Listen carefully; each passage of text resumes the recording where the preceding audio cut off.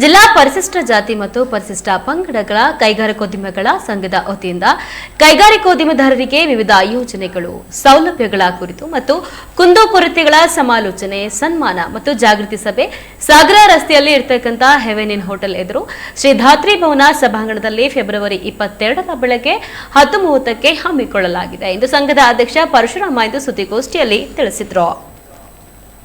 ರಾಜ್ಯದಲ್ಲಿ ಇರುವಂತೆ ಶಿವಮೊಗ್ಗ ಜಿಲ್ಲೆಯಲ್ಲೂ ಸಹ ಪ್ರಚಲಿತ ದಲಿತ ಕೈಗಾರಿಕೋದ್ಯಮಿಗಳು ಅಪಾರ ಸಂಖ್ಯೆಯಲ್ಲಿ ಇದ್ದರೂ ಸಹ ಸಂಘಟನೆಗೊಂಡು ಸಂಘ ಸ್ಥಾಪನೆಗೆ ವಿಳಂಬ ಆಗಿದ್ದು 2017-18ನೇ ಸಾಲಿನಲ್ಲಿ ಕ್ರಿಯಾಶೀಲವಾಗಿ ಸಂಘಟಿಸಿ ಸಂಘವನ್ನ ಅಧಿಕೃತವಾಗಿ ನೋಂದಾಯಣೆಗೊಳಿಸಿ ದಲಿತ ಉದ್ಯಮಿಗಳ ಸರ್ವಾಂಗೀಣ ಅಭಿವೃದ್ಧಿಗೆ ಸಂಘ ಕಂಕಣಬದ್ಧವಾಗಿ ಶ್ರಮಿಸುತ್ತಾ ಇದೆ ಎಂದರು.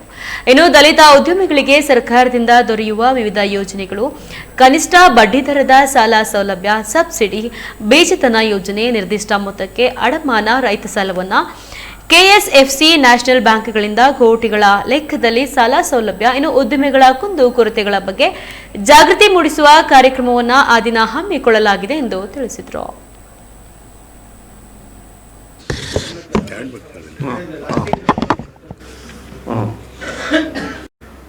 ನಮ್ಮ ಅಧ್ಯಕ್ಷರು ತಿಳಿಸಿದಂಗೆ 22ನೇ ತಾರೀಕು ಭಾನುವಾರ ಅಂತೇನವರು ಕೂಡ ಈ ಕಾರ್ಯಕ್ರಮ ರಾಜ್ಯ ಮಟ್ಟದ ಜಿಲ್ಲಾ ಪರಿಶಿಷ್ಟ ಜಾತಿ ಪರಿಶಿಷ್ಟ ಪಂಗಡದ ಕಾರ್ಯಾಧ್ಯಕ್ಷರಾಗಿರ್ತಕ್ಕಂಥ ಶ್ರೀಯುತ CG ಶ್ರೀನಿವಾಸ್ ಅವರು ಕೂಡ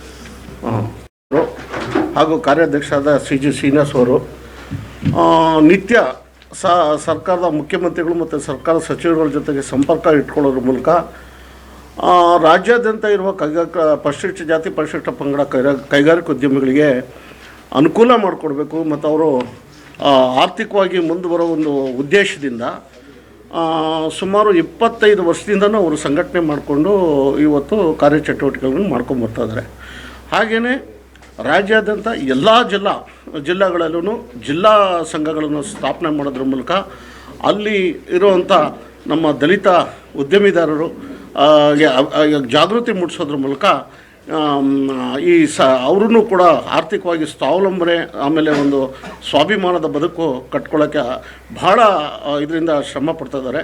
ಅದರ ಹಿನ್ನೆಲೆಯಾಗಿ ಅವರು 22ನೇ ತಾರೀಕು ಏನು ಈಗ ನಮಗೆ ಸರ್ಕಾರದಿಂದ KSSIDC ಮತ್ತು KIDB ಏನು ಕೈಗಾರಿಕಾ ವಲಯಗಳಲ್ಲಿ ನಿವೇಶಗಳನ್ನು ಕೊಡ್ತಾರೆ, ಅದರಲ್ಲಿ ರಿಯಾಯಿತಿ ದರದಲ್ಲಿ ಈ ದಲಿತರು ಕೂಡ ಉದ್ಯಮದಲ್ಲಿ ಮುಂದೆ ಬರಬೇಕು ಅನ್ನೋ ಏಕೈಕ ಉದ್ದೇಶದಿಂದ ಸಬ್ಸಿಡಿಗಳು ಕೊಡೋಂಥದ್ದು ಮತ್ತು ಓದು ಬರಹ ಎಲ್ಲ ಇದ್ದು ಅವರಿಗೆ ಯಾವುದೇ ಆದ ಒಂದು ಆರ್ಥಿಕ ಮೂಲ ಇಲ್ಲದ್ರಿಂದ ಅವರಿಗೆ ಒಂದು ಕೈಗಾರಿಕೋದ್ಯಮಿ ಆಗೋಕ್ಕೆ ಏನು ಬೀಜಧನ ಇದೆ ಆ ಬೀಜಧನ ಕೂಡ ಸಬ್ಸಿಡಿ ಮನಿ ಅಂತ ಏನು ಕರೀತಾರೆ ಅದರದ್ದು ಕೂಡ ಭಾಳ ವಿಳಂಬ ಆಗ್ತದೆ. ಅದರದ್ದು ಕೂಡ ಆ ಒಂದು ಭಾಳ ಶೀಘ್ರಗತಿಯಲ್ಲಿ ಬೀಜಧನ ಬಿಡುಗಡೆ ಮಾಡುವಂಥದ್ದು ಮತ್ತು SCP TSPನಲ್ಲಿ ಈ ನಮ್ಮ ಏನು ದಲಿತ ಕೈಗಾರಿಕೋದ್ಯಮಿಗಳಿಗೆ ಆ ಅನುದಾನವನ್ನು ಅವರ ಜನಸಂಖ್ಯೆ ಅನುಗುಣವಾಗಿ ಹೇಗೆ ಇತ್ತೀಚೆಗೆ ನಮಗೆ ಮೀಸಲಾತಿಯಲ್ಲಿ ವರ್ಗೀಕರಣ ಆಗಿದೆ ಅದ ಆಧಾರದ ಮೇಲೆ ಅದನ್ನು ಕೊಡಬೇಕು ಅಂತ ಹೇಳಿಬಿಟ್ಟು ಸರ್ಕಾರಕ್ಕೆ ಒತ್ತಾಯ ಮಾಡಿದ್ದಾರೆ. ಹಾಗಾಗಿ ಅವರು ಈ ಒಂದು ಅನೇಕ ಸಬ್ಸಿಡಿ ಮನಿ ಇರ್ಬೋದು, SCP TSP ಇರ್ಬೋದು, ಸಬ್ಸಿಡಿಗಳು, ಆಮೇಲೆ ಏನಪ್ಪ ಅಂದರೆ ಈ ಕೈಗಾರಿಕೋದ್ಯಮಿಗಳಿಗೆ ದಲಿತ ಕೈಗಾರಿಕೋದ್ಯಮಿಗಳಿಗೆ ಇದು ವಿದ್ಯುತ್ ತೊಗೊಳೋದ್ರಲ್ಲಿ ಪರ್ HP 33,000 ರೂಪಾಯಿ ಮಾಡ್ತಾ ಇದ್ದಾರೆ. ಭಾಳ ಕಷ್ಟ ಆಗ್ತದೆ. ನಾವು ಇವತ್ತು ಅಪ್ಲೈ ಮಾಡಿದ್ರೆ ಕನಿಷ್ಠ ನಮಗೆ ಬರಲಿಕ್ಕೆ 2 ವರ್ಷ ಆಗ್ತಾ ಇದೆ ನಮಗೆ.